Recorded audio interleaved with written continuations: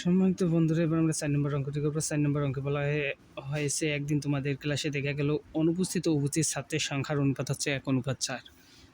অনুপস্থিত ছাত্রের সংখ্যাকে মোট ছাত্র সংখ্যা শতকরা প্রকাশ করো। একটি সাধারণ অঙ্ক, এগুলো একদম ছোট ২-১ লাইনের অঙ্ক। বলা হয় আমরা মনে করি অনুপস্থিত ছাত্রের সংখ্যা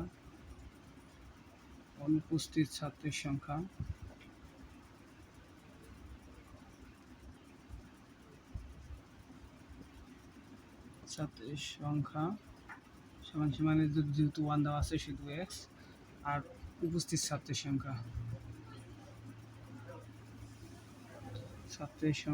সমান এখানে দেওয়া আছে 4, তাই হচ্ছে 4x। কারণ এখানে হচ্ছে মোট ছাত্রের সংখ্যা, তাহলে মোট ছাত্রের সংখ্যা হচ্ছে